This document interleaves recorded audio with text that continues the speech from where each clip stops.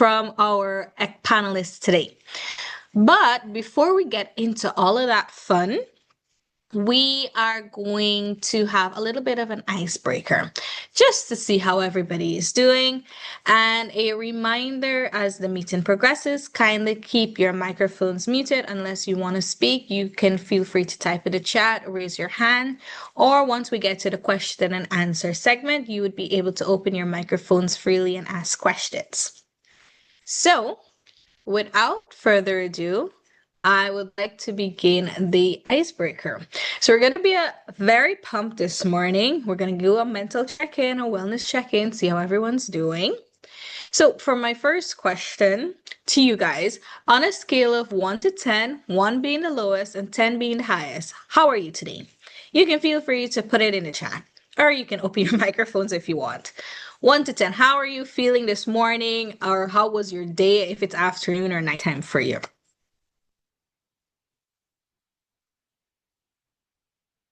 For me, it's a 9. I'm doing really well. It's a beautiful morning, my time, and the sun is out, which is really great. So, yeah. So, yes, I put in the chat 8. Anybody else? How are you doing this morning? How are you feeling?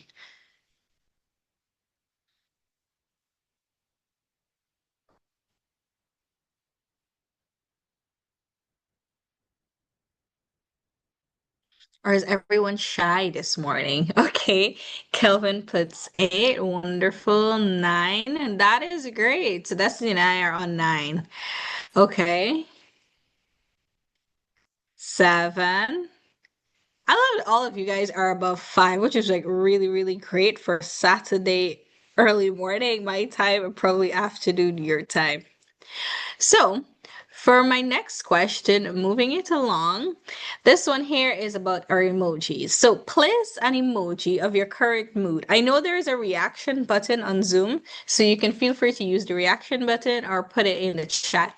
How are you feeling? So, we know that everyone is above 5 on our scale, but let me see an emoji as to how you're feeling.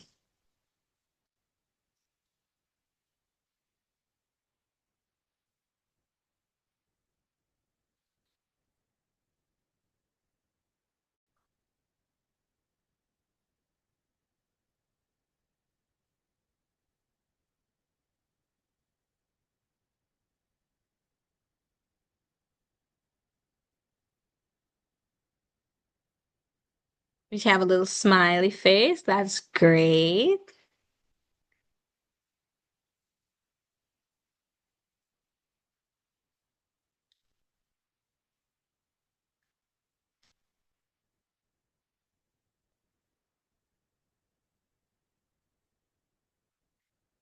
All right. We have any other responses? Oh, sorry. I have been missing the chat. You guys have been very active in the chat. I love to see it. Okay, great. I am happy everyone is in a terrific mood. So, my next question, based on the discussions today, can you put in the chat where you're joining us from? Our chat is looking at the road to COP30. We're looking at everything as it relates to this. So we know this is an international conference. So where are you joining us from today? For me, I'm joining from Guyana. Have Haiti, Malawi, two very different sides of the globe.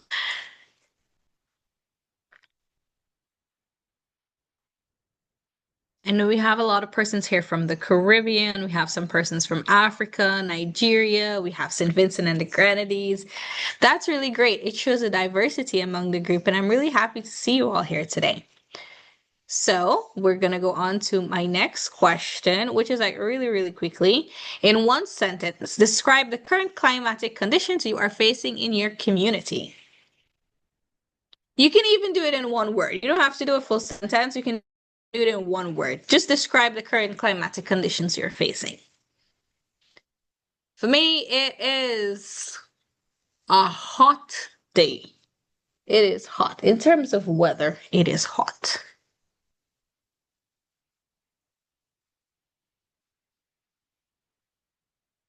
Hot weather, hot sunny day. Okay, it seems that we're all sharing the sun today. Yep. Okay, well, someone says it's rainy. Okay, different weather pattern. Yes, as it gets closer to Christmas, the weather changes in all parts of the world. Some persons get snow, some persons get rain, but we know most of us here in SIDS, we get rain. But it really is a hot day for this close to Christmas indeed. All right. So, my last question to you, how do you fight against the effects of climate change? So, this here is not really a question for you to answer right now, but it's something for you to ponder on because we are going to be looking at the road to Belem in as COP30. I want to understand your perspective in terms of like how do you anticipate to fight climate change? We know the COP conference is a place that a lot of persons go to advocate for climate change. They go to provide solutions. They go to provide ways to move forward as a holistic international community. So, as you are going to think about this specific question, how would you fight against the effects of climate change? And we are going to have this particular discussion closer to the end of our session today. But I want to thank you all for, just checking in, doing a little icebreaker with me. It was fun to see where you guys are coming from and just to know that you all are doing well. So, switching up gears here now, we are going to head straight into this segment of the meeting today.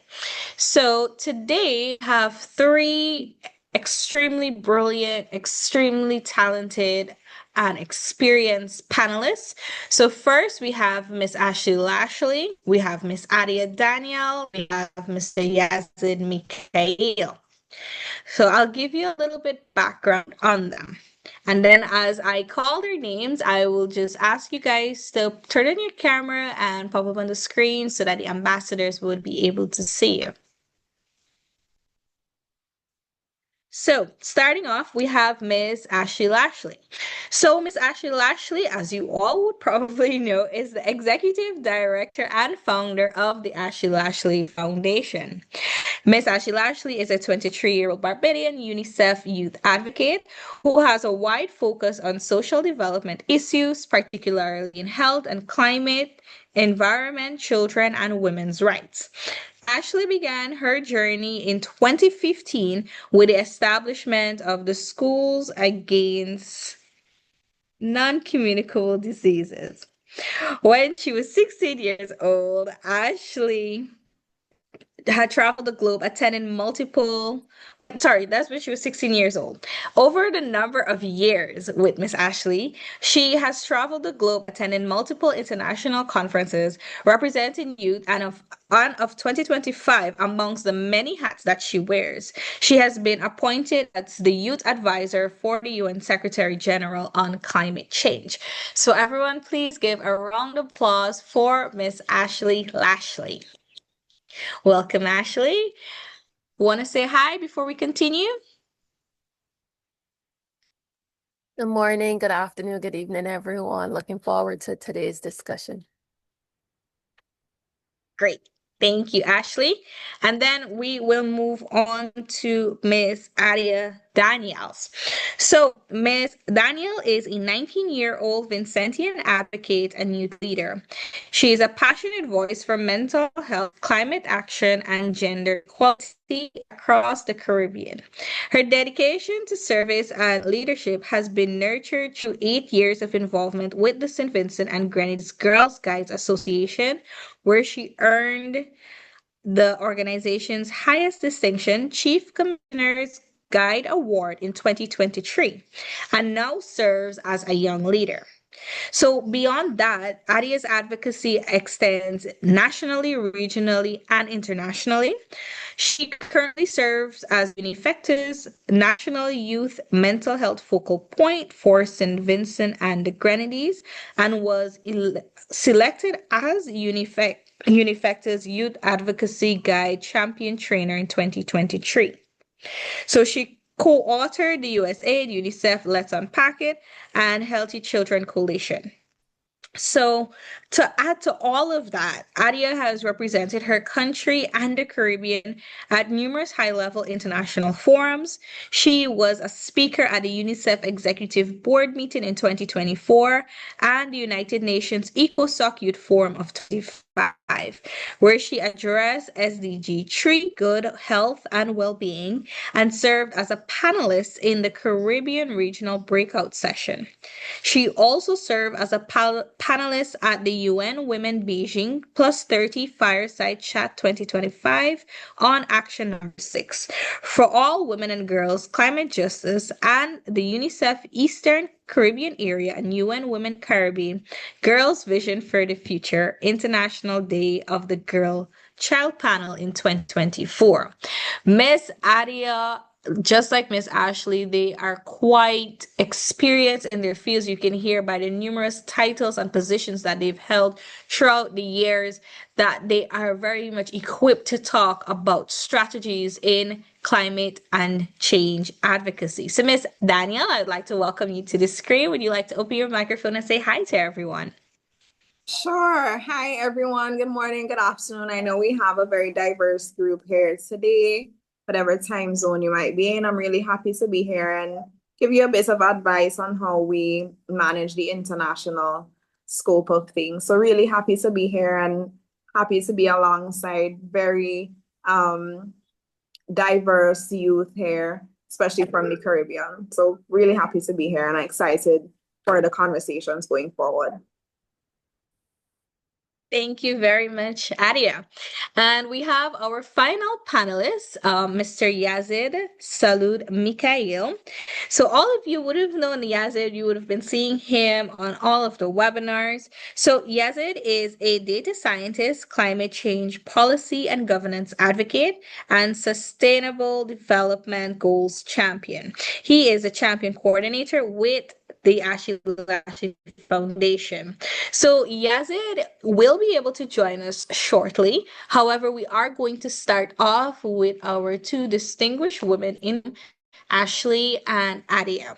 So as both of you guys get ready for this, let's get into it. So this is a very nice discussion.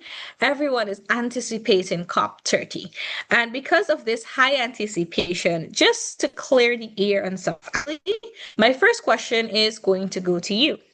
So, as the founder and executive director of the Ashley Lashley Foundation, a member of the UN Youth Council, among the many other titles that you hold, you have been to numerous COP events. And can you tell us what COP means? What COP means in general? What COP means to you? And what was the experience like for you being at one of these events?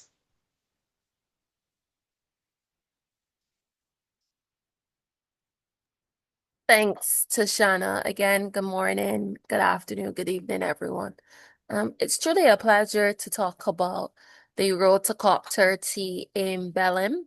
I guess, Tashana, you can stop share screen as well. And I'm looking forward to the conversation between myself, Yazid, and Adia. Hopefully, Yazid does get to join. But what I would say is that I think this COP is one of the most low-key COPs over the last, I would say, 5 years, to be honest. And it's kind of sad because coming from the Caribbean, I remember last year when it was announced that COP would be in Belem, I was super, super, super excited knowing how close it is from between Latin America and the Caribbean. But for COP, I even made a post on my Instagram just the other day about adaptation measures in the lead up to COP. And someone may ask me, what is COP30? Most persons still don't know, or the general public, that COP means the Conference of Parties. And for a youth advocate, or for us as a youth advocate, the Conference of Parties have become more than just a meeting for world leaders and negotiators, especially from small island developing states and developing countries and those from the global south. But COP really is a space that represents the collective urgency and responsibility we all share for our planet. But as a youth advocate, I would say COP as a whole symbolizes hope because it's where young people, especially youth from vulnerable nations, can make their presence felt and remind the world that the climate crisis is not a distant threat, but it's something we live and we breathe every day. COP is also a place for young persons to demand the necessary climate action. And even in the spaces of COP, there is a children and youth pavilion where you can network and engage with a whole set of persons from key stakeholders, from negotiators, from government ministers, from persons from within civil society organizations. But for me, attending the COP over the last couple of years, I only missed last year. It has been inspiring and eye-opening journey, but one that I would say was quite challenging. It's been very hard to navigate the space. And I know for youth activists, everyone wants to go to the conference of parties, but when you get there, you recognize that there's so much happening at once, from negotiations to side events to bilateral meetings and youth actions. And it can be overwhelming if you, as a young person, is not prepared. So you really have to go to COP with a plan, a clear objective, and a sense of what you want to achieve as a young person, whether that's networking, whether it's that's advocacy or building partnerships. Otherwise, it's easy to get lost in all of the noise. And for us at the Head Campaign over the years, we've been working with different youth from across the world to support other young persons to attend the conference of parties. And many of them, have gone on to be strong advocates in their own countries and region. And that for me has been one of the most rewarding parts of this work, seeing youth not only represented but equipped. And empowered to take up space in global decisions that affects their future. So for me, really and truly, COP isn't about policies or negotiations. It's about a connection, a collaboration. And even 2 years ago, for the first time, the Conference of Parties introduced a health day. So every year, there's always a specific day on biodiversity. There's a youth day now. There's a health day. There's the ocean day. There's so many days that you come together with persons that work within your space to celebrate the work that you have done. So every time I attend COP, it's really about carrying and telling the stories of young people to youth, well, to policymakers, who, for those who might not have a seat in the room but are leading powerful movements in their communities. So Tashada, I hope I answered your question, and I know we'll circulate today's recording through our channels and network as well, and also place it on YouTube because this is a very important conversation that we're having as young people today. Thanks. Thank you very much, Ashley. Most definitely, you did answer the question. It is really great to hear of your experience and your thoughts of COP, and to know that as a young person, you go to utilize COP to share the voices of youth and to advocate on that behalf. So it was really great to hear of your experiences there. And because we have persons that have attended numerous COPs, I would like to now ask Yazid. As Yazid is here, I will direct my next question to him. So, Yazid, being as somebody that had been at the recent COP29 in Baku, what was your experience like? And what were the main outcomes from there that would now be transcended into COP30?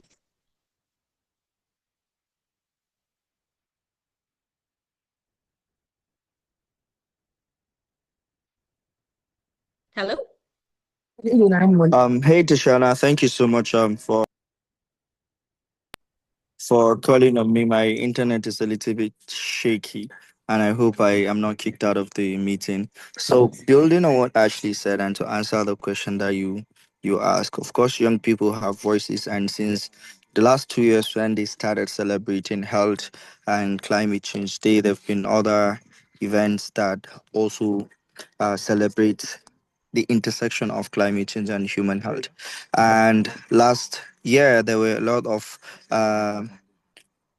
something that was momentous for the climate and health community was the climate and health policy that was launched, I think, by WHO. It was launched at COP, and the other funds that have been discussed across different international platforms now are thinking about adding climate change and health. And for the first time, quoting from what Dr. Edskimen said during our Climate Youth Network Summit, that there's going to be a whole and bigger agenda for climate change and health. And I think this is a very good, big opportunity for young people that would be attending COP. When you go there, when you're in negotiation room, when you have your agenda that you're interested in following, what do you want to follow, and you are lobbying with the country negotiators from your country, telling them that, hey, climate change and health is a priority for us, and this is what we've worked on, and this is what we want to push. And that is why across our Hey campaign, we are pushing young people to work on policy briefs, research, so that they can always present facts to these negotiators, and it further arms them to negotiate for the country based on their demands, and also side events are there that young people can push for a particular agenda. And I think that is also something that we should also look out for. And of course, there are discussions around climate change finance, also what is going into the health sector. Of course, less than 50% of the global finance goes to health, but in terms of climate change, but of course, there is a whole advocacy and campaign into pushing that forward to ensure that there is more funding going into climate change and health intersection, because of course climate change problem is a health problem across many communities, and it continues to exacerbate the impact for most vulnerable communities, from heat waves to flooding, and the aftermath of flooding is health crisis, of course. And that is something also that is majorly being advocated for through the loss and damage funds and through the other funding mechanism that is within the UNFCCC processes, including the blended finance. So these are some of the key outcomes and what young people should look out for, especially going into COP30. There is so much expectation for this COP to deliver on health, to deliver on adaptation, to deliver on so many other things, given the outcome of the previous COP. It's not what we're looking out for. Parties went to COP29 with the expectation of about, I think, trillion, right? And they got back with only millions in funding, which is disheartening, of course. And many people would have said it's a failure because of the financing commitment and over emphasis on mitigation, when it should truly be on when emphasis should truly be on adaptation and helping communities to build resilience. So, Tishana, I'll stop here. These are some of the key outcomes and what young people should look out for COP30. Thank you very much, Yazid. That was truly insightful. I mean, building on everything that Ashley would have said and what you shared, the outcomes of COP29 going into COP30, the levity that youths would now go in and play. It is truly important to be prepared and to know exactly what is going on in this particular conference. And given all that would have been said, I would like to now turn the same question around to Adia. Adia, you are a person that has been at so many international conferences in terms of arenas, discussions, panel discussions, and so on. So I want to hear your experience now. What is your experience like? What would you like to share with our ambassadors today? Hi, good morning, good afternoon, good evening again, everyone. I think I can adopt what's been said by Ashley and Yazid, where COP is really becoming what I would call a transformative space for youth, where we're not just observers now, but we're actually part of um, drafting declarations, championing our demands, And I think, well, I haven't actually gone to a COP, so I'm going to speak from just the international UN meetings that I have been to. And it's more or less the same, but just different priorities, right? And I think for me, what it really is a journey of learning and unlearning. Learning in the sense that you're now trying to navigate the international space, what it means to negotiate the demands that you might have, what you represent, your own personal opinions as well, and what you're championing for. And it makes you realize how interconnected all of our regions are. And Ashley is here and she can probably speak to a bit of SIDS and the Global Youth Children and Action Summit that we had in 2024. And that's what it really did, right? Because what we realized is the different regions have the same priorities, more or less, because we're really at the front lines of the effects of climate change, right? And from small island developing states, we grew up to believe that our voices are small because we're here in the Caribbean, nobody's really paying attention to us, right? And I think that representation is very important. So one of the things I'd really like to point out is you're not just, when you go to the Conference of Parties, you're not just on any international meeting where you're championing for your advocacy efforts. It's not just about representing you. It's not just about you being there and having the seats at the table. You're representing all the youth that could not be there, right? And it's more of a collective voice more than your personal opinions, right? And you have to champion for what the region needs, what your country needs, and the organizations that you represent. I think it's really becoming a transformative space in the sense that the work that you do within your different organizations is really now on the front line. As Ashley would have said, just like any other international youth forum, there are lots of side events and it becomes very overwhelming. But what you have to do there is you have to realize what aligns with the priorities of your region as well as the demands that you're making going there. Because you cannot go to the Conference of Parties very undecided. Oh, I'm at COP. Yes, I'm a climate advocate, sorry. But you really have to pay attention to what you're championing for and sort of compartmentalize your priorities. So that's just my bit. I'm gonna take off my camera because I really have an emergency and I have to run.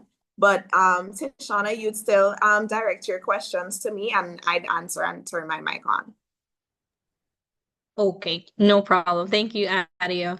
And thank you very much for your insightful discussions there. It is truly inspiring to know that regardless of what you are facing as an individual, when you go to conferences like these, you work together as a community, you work together as a group, and you push for the agenda. You champion, as you said, you champion for your region, you champion for your country. Well, actually, my next question would have been directed to you again, Adia. Um, but I think she may have jumped off the call. I do apologize. So in the event of that, as Adia will be rejoining us shortly, I will ask the question to Ashley first, and then we will move back again to Adia. So Ashley, because you've been to different COP conferences, and as youths that are in the room, who would want to be in attendance at Belem or even for other future conferences. What are some of the things people should be aware about? Like who are interested, who would like to go? What are some interested learning points that you would like to give them? Like if they would like to attend any side event or if they would like to attend COP, like what should a young person go about doing in order to attend? I would say The first thing that a young person should do if they want to attend the Conference of Parties, there are three ways in which you could attend the Conference of Parties. One, if you have a relationship with your government, you could reach out to maybe one of the environmental officers or the ministers, writing a convincing letter as to why youth like yourself should be a part of their national delegation. If that doesn't work, you could possibly try one of the UN agencies, like UNICEF or even UNFCCC or UNEP, if you know someone that works with those agencies. Or then there's civil society organizations and other youth groups as well that would have access to possibly accreditation. What accreditation means is that you will be officially registered as a delegate, whether as on your government delegation or maybe as an observer, to be in different spaces relating to the Conference of Parties. And then it would be for you to come with a clear purpose and plan. For me, I don't attend the Conference of Parties as a negotiator. So the negotiators would already have their set agenda. But for us as young people, the Conference of Parties is really, I see it as a capacity building event where you get to learn so much throughout a 2-week period about what countries want to achieve, how the achievements of the Paris Agreement is looking. Actually, this year we're celebrating 10 years of the Paris Agreement, what countries don't want to achieve or what they can't agree on. So it's kind of exciting when you're like kind of geeky like that, to be honest. You really want to know what is being discussed in the rooms and how spaces are being navigated. But I think too, for the Conference of Parties, collaboration is key, I would say. Storytelling is also very important as well. And it's important to go to the Conference of Parties with like your business card, maybe a QR code for persons to scan and be able to connect with. So because you meet hundreds of thousands of people, well, hundreds of thousands of people may be an over exaggeration, but you meet a lot of people attending the Conference of Parties. So you really need to come prepared to be a youth advocate, and really to know what you want to achieve. And something else that is very important is that when you're attending the Conference of Parties, I think is you should go to be bold, but to be intentional. And I say that because sometimes we feel like we have to be everywhere. But I think based on my experiences, real impact often comes from focusing on one team or a partnership that aligns with your mission, whether it's health systems resilience, whether it's climate finance or youth inclusion. Find your own lane when you're attending the Conference of Parties and own it. And that's where you'll thrive, because in short, preparation, collaboration, storytelling, and focus, I think those are the key pillars that can help you turn their presence at COP into real and a lasting impact. Thank you very much, Ashley. Yes, I completely understand with that. It's like so many things happening at one time. You really need to go with a plan or an agenda to say, okay, I'm going to focus on this particular area in order to have this effective outcome.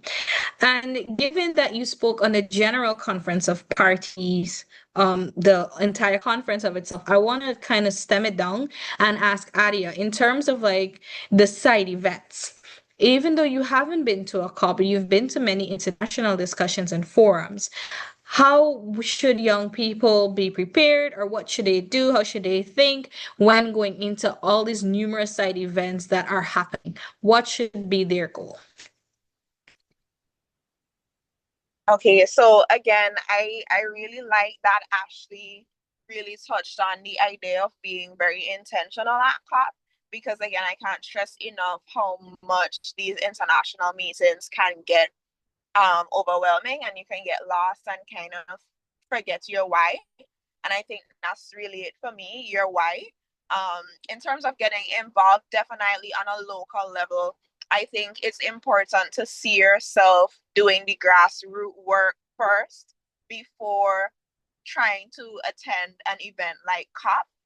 Definitely, locally, you have to get connected, right? And sometimes I feel like in the Caribbean region, I can speak for at least, is we sort of have this um problem where the recognition and the work that you're doing is more regional than that of locally. And so it sort of creates a bridge between that dialogue, that multi sectoral dialogue and interministerial dialogue that you would have with your government and whatever agencies in your local country. But for me personally, that's how I got started. Again, the St. Vincent and Grenadines Girl Guides Association is really where my advocacy started.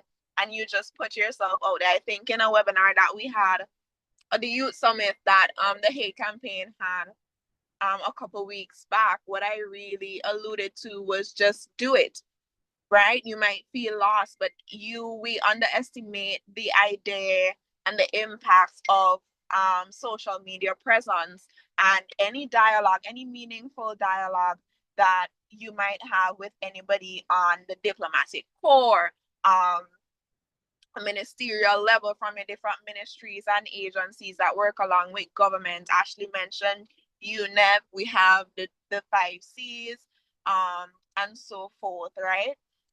In terms of regionally, definitely build partnerships. That's what I would say.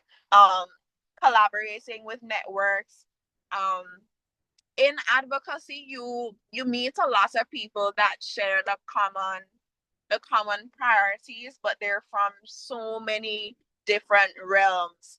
And that's important. Networking is important. That's how you build your regional advocacy family. And that would be really important in attending international meetings, because your name might come up and somebody might say, hey, but Ashley, but Adia, she's doing XYZ in Barbados or St. Lucia or St. Vincent, and we'd like her to be a part of our delegation. We'd like to fund her to go to COP and really champion our demands and speak of the work that's being done in the region, right? So building partnerships on a local level and regionally is very important. Storytelling, I cannot emphasize that enough. Storytelling and the creative arts, it's not about, I always like to say, since that meeting I had with the UNICEF Executive Board in 2024, it's not what was said that really drew people's attention to what I was saying. It was how it was said, right? You're telling a story. We're on the front line of the effects of climate change. Don't forget that. Use that to your advantage. The storytelling, the lived realities is very important, because it's not the speech anymore. It's more so the video that's being played, the spoken word, the art, the way, the language that you use within your presentation, right?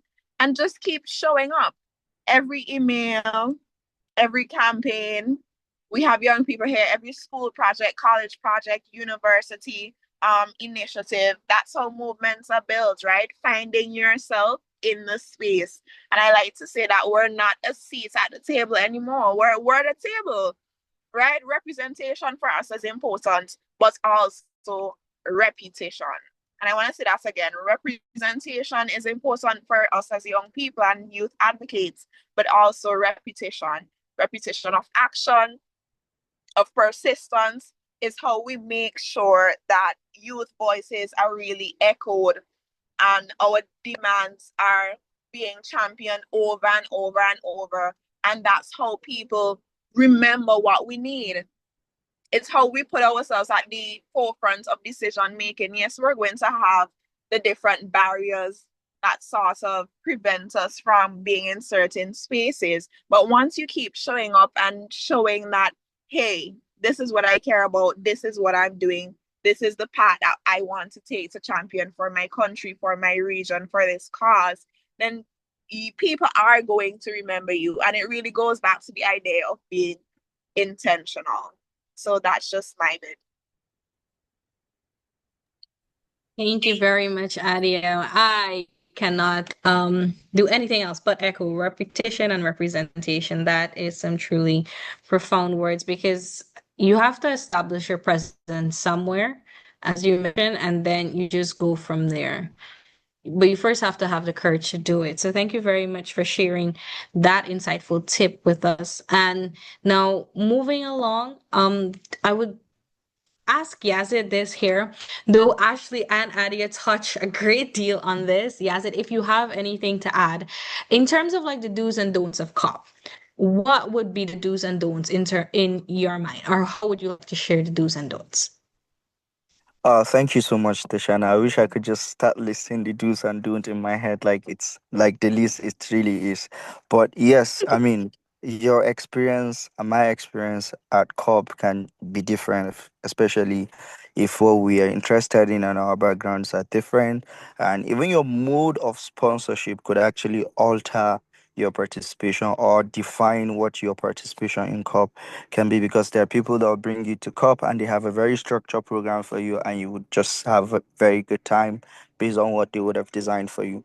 But quickly, the do's, right? Before going to COP, and this is just like echoing what Ashley has said, make sure you have your own calendar, right? There is COP agenda, there is everything that would be discussed, and almost daily schedule on UNF3C website. Check, I think, UNF3C.int. I think you'd see the website, and you can go to COP30, you'd see all the agendas, things that they would be discussing, and map out what you're interested in. Every day, have your schedule. If you have a side event or have a target people you would like to meet, you can just walk to their pavilion, you can meet them there. Another important thing is that COP is like a place where even the unaccessible stakeholders from your country would be even more available for you. You see a minister walking by and you can just jump or stop by his front and introduce yourself and start a conversation. Usually, the conversation might not make sense or yield something at that point in time. But when you go back home, you can reintroduce yourself, and that would be the beginning of something incredible or relationship between your organization and the government, and that has been the turning point for so many people.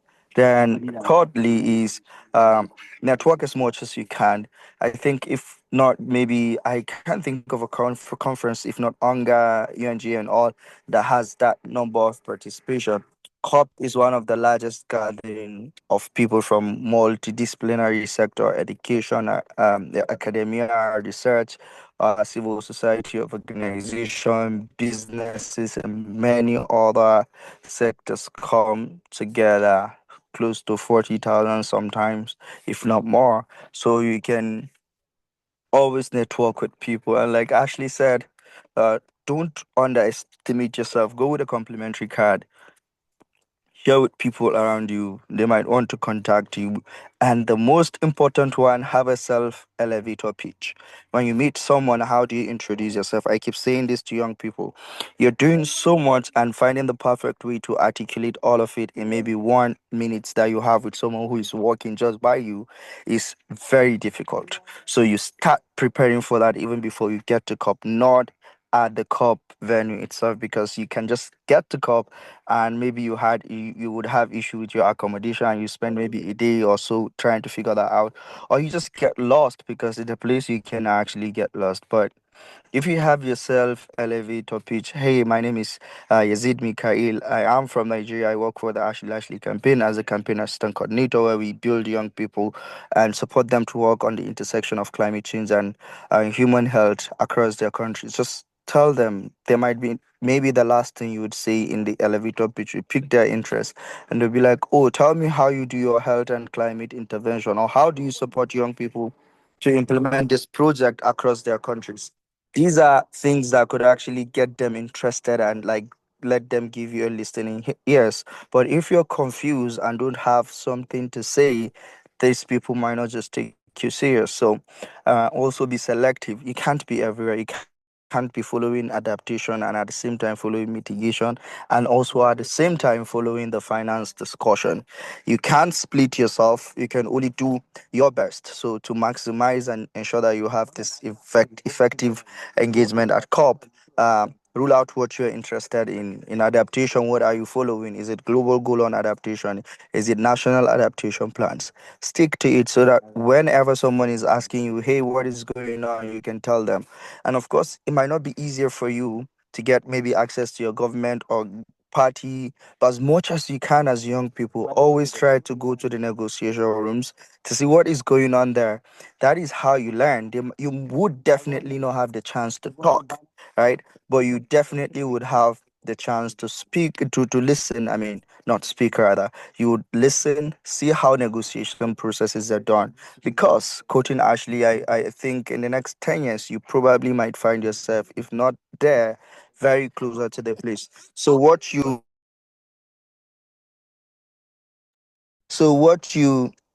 learn, the opportunities you leverage today would determine how effective you would be when you get there.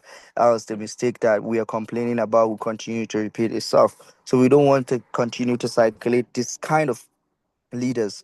We want people who are experts, who are passionate and have been following the topic for a long time to come and lead discussion, not people that are just jumping from one point to another and changing the whole momentum or the direction of the discussion. So it's very important. Go there and in one way or another, take notes. You can submit the notes to your country delegation, and that's how you would gradually be recognized by them and let them know what you're interested in, and they can obviously nominate you for some things as a country or someone that can represent them. So yeah, I have stretched a little bit on the do's, but what are the don'ts? And I know from the do's, you can just interpolate, if that's the right word to use, to get what the don'ts are. But you don't want to go to COP feeling confused and not organized.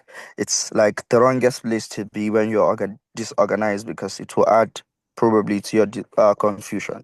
So you want to be very organized. You want to have your schedule intact. You want to have the topic you're interested in.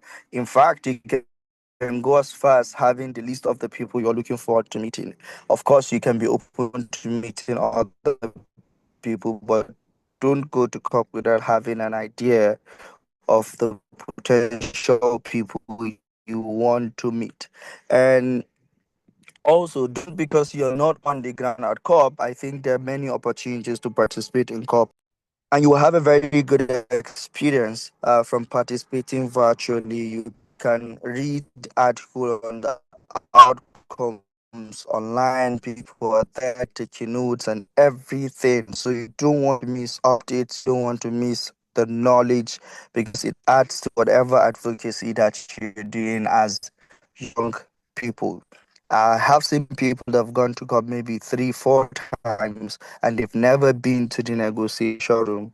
Don't go to COP and not even for once really feel it's very bad for young people, because of course we want to go outside, we want to hold placards, we want to chant. That put pressure on them, and somehow we get some outcomes from that. But you want to really see where the negotiations are happening. You want to really learn how these things are going, and you want to be supportive. So these are some of the don'ts that I can think top of my head. But again, COP experiences are relative. You can have different experience from what I have. If I finally made it to COP this year, it will be my fourth. So, and in each COP, I've had different lessons. I've learned different things. I've met different people, and it's why I'm telling you that the experiences might differ, but have an open mind, be curious, ask questions, do your research, and be willing to learn. Follow up with people after networking with them. Don't just keep contacts on your phone. Just engage and be excited to share the work that you do. There are many opportunities for side event. If you could host one, collaborate with fellow young people to host one, do so. And that is how gradually you begin to gain momentum. I know I've spoken for a long, quite number, like quite minutes, so I'll just stop here and pass it back to Tishana. And this is just emphasizing what Adia and Ashley would have. Thank you very much, Yazid. You said that at the beginning that you can't have a list of do's and don'ts, but you certainly can. Thank you very much for sharing that with us. I know, again, as stressed by all of our panelists here, it is always, always in your best interest to go prepared and to know exactly an outcome or an end goal that you want to accomplish by the end of your attendance of COP. And my final question would be, you guys might have alluded to it throughout the entire panel discussion so far. But Ashley, directing this question to you, Yazid, you can jump in if you'd like to add anything, or Adia, you also can jump in if you'd like to add anything. So Ashley, what are some strategies? Yazid just talked about the do's and don'ts, but what are some strategies young people can use to advocate for climate and health at COP? I think for me, one of the biggest strategies young people could do to advocate for climate and health at COP is, for me, how I advocate for climate and health at COP. I remember 2 years ago, we went to COP with different like placards and different messages, where in like the COP halls, we used to just stand up with them. That's one example, I would say. WHO, also the World Health Organization, also has a pavilion too. It's great to present your projects and your ideas there or connect to other health experts in the field. But I think it's always important to build your brand on your phone, so that networking component is important. And you should have like a quick like media deck or brief deck on your phone as well that explains what you do, how you do it, and what organizations you work with. Because persons also want to make sure that you're credible. So I would say for me, those have been three of the best strategies that I have implemented while I've been at COP, because you meet so many persons, as I said previously. Everyone wants to meet the same persons you possibly want to meet as well. So you have to always go prepared. Being prepared means that you're able to represent yourself and your country and your organization to the best of your ability.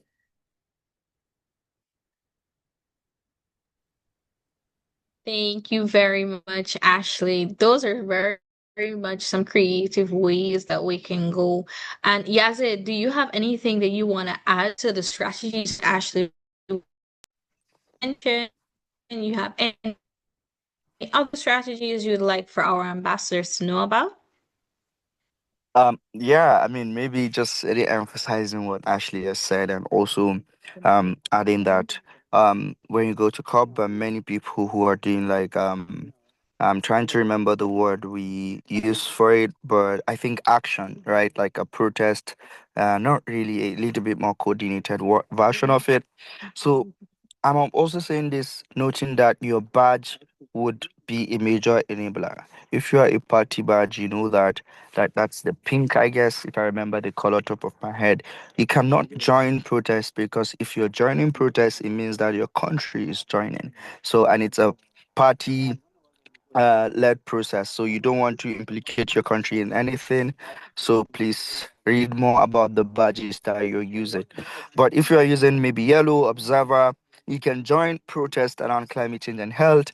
They put pressure on the negotiators, right? They also do some tweets and everything online, and the negotiators are saying this, and that adds to what kind of make the negotiations to make accelerated decisions, especially around the agenda you're pushing for. So you find a community that believes in what you believe in when you go to COP. Try to find that community, join them, and just support the work that they do. I think that is one of the key strategy. Then another strategy you can use is that you already know your country delegations and you know what they're pushing for. And if you sense that health and climate is not in their agenda, you can always follow up with them and do what we call lobbying. right? Since you cannot speak in the negotiation room, you can definitely lobby with them, trying to tell them that, hey, this is what happened in this community, and they're really devastated by the impact of climate change. I think the main uh, cause is, or the impact is on health, and I think you should push for something around this. While there is limit to what that can do, but somehow you are putting that conversation in their mind and they might be able to do something. And another strategy is if you have worked on something that you can easily just give to them, like, hey, this is our research and this is the outcome of it. It can serve as an advocacy tool, right? They will go through it if they have time and they will read it, and somehow if their conscience like direct them to the right directions, they might push for that agenda or use it as a speaking point, which is also an achievement for you. You can join side events, support other people, and co-organize side event like I said earlier. That also contributes to like pushing for the common agenda. But yeah, so those are the few things I'd like to add to what Ashley has said. And I'll pass it back to you, Tishana. Thank you very much, Yazid. And thank you very much, Ashley, because the strategies are very important when you're going with a specific agenda. If it is that you want to become very vocal, you want to become very active, you want to be out there, you want persons to see, you have to put yourself out there, and you have to have the courage and you have to have the know-how. So thank you guys very much for sharing the strategies, the do's and don'ts. The side events is also another strategy that youths can use. You are position yourself at certain side events that you'll be able to meet certain people and have your messages shared with them as well. And that would have actually wrapped up my last question. I know it was a lot of information that was being shared, a lot of experiences, and I'm really grateful that you guys got to share and our ambassadors got to learn from you. So now I would hand it over to the ambassador, so to say. We have about 5 minutes. Is there any burning questions that any of our members in the room would like to ask our panelists? You have any questions at all, you can please feel free to ask right now, because it's important, as we would have mentioned earlier, that you have to go in with a know-how. So if you have any questions now, you can prepare yourself for when COP comes. Even if you're not attending COP30, there are going to be other COPs. There are going to be other international conferences that you would want to go to. So is there any questions that you guys have? You can feel free to raise your hand, open your microphone, or type in the chat.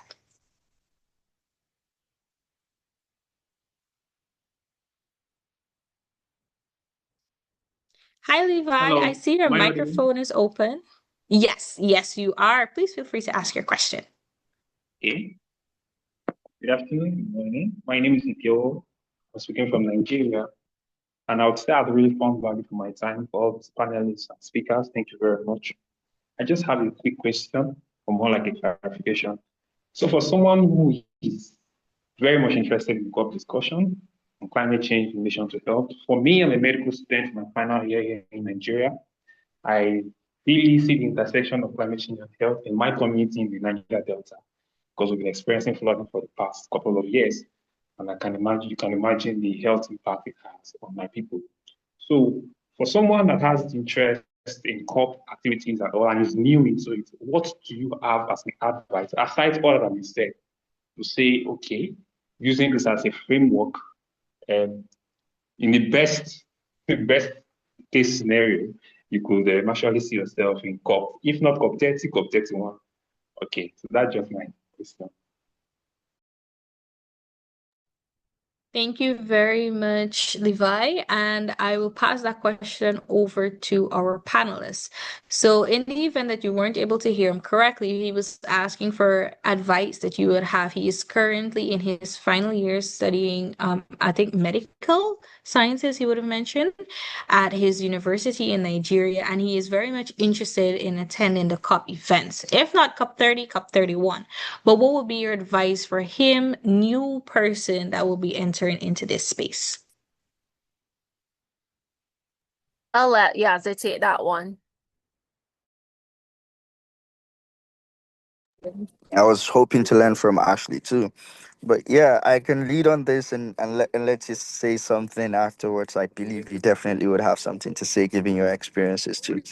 But yes, I think the foundation or the most important thing is to have you leverage volunteering opportunities, right? There are many as a medical student, you already have an edge. You have the medical understanding of what the impact of climate change could cause. So one thing you want to sorry, yes.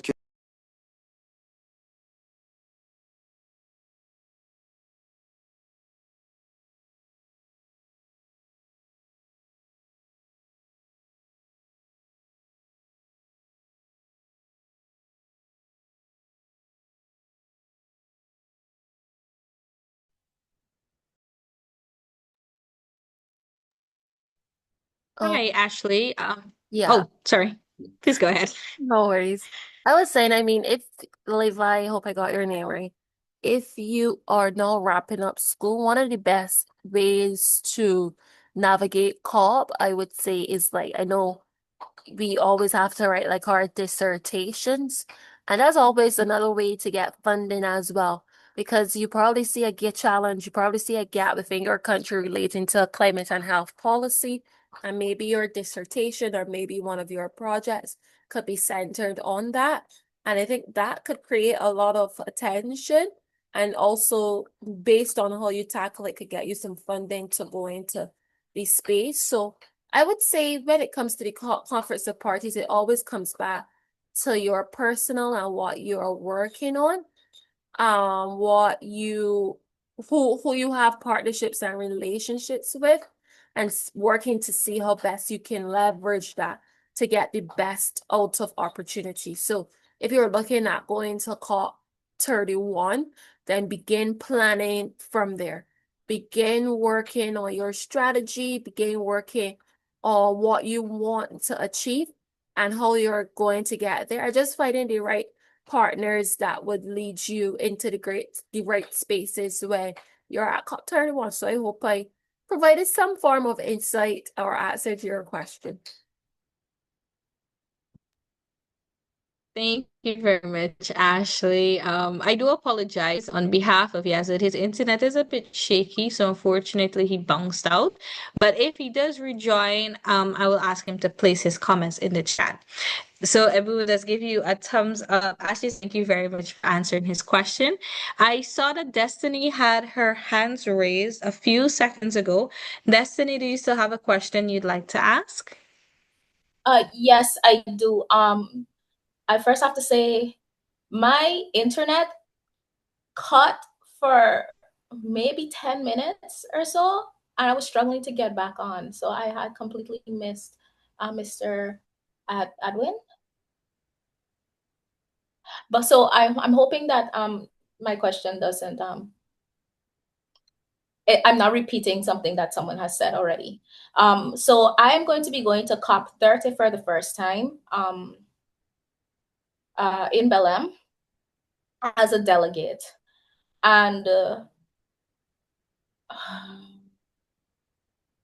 I currently, my only experience is specifically in sustainable infrastructure. And I also have experience in hazardous waste management.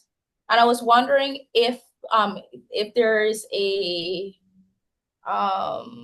anything that I should look forward to specifically while participating at the conference. In renewable energy and sustainable infrastructure, I am part of the GISA program that is building solar farms across Guyana.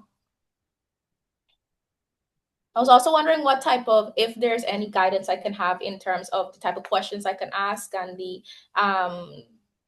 parties and people I should invest more in engaging with to further my career choice. So questions to ask would be based on like the side events you attend, one. So I know there's always like a schedule online, so you could begin looking at the schedule for the conference of parties and see what activities you want to attend or that is of interest to you. I think based on what you would have mentioned, there's the blue zone, which is more like the government, and that's where the negotiations come in. But based on like your interest in renewable energy, the green zone would be much better for you to get some sort of innovation. So the green zone is basically with like civil society organizations, private sector, and other key stakeholders are present in the green zone with like booth exhibitions. That's where you could also talk to persons one-on-one more about the work that you're doing and also get to learn about what they're doing in the renewable energy space. So I think the green zone could be pretty cool, and I would recommend that for you to explore while you are there. But I'm sure you'll meet like a lot of people where you're there. Just have a solid introduction, I would say, something short, something brief, and know who you are meeting and what you want to get out of the conversation. Thank you so much. No worries. Thank you so much, Destiny, and thank you very much, Ashley.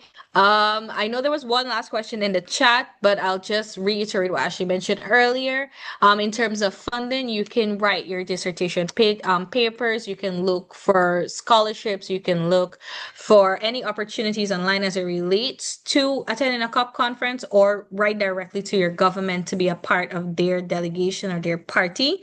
You can also look at various NGOs within your community or within your region.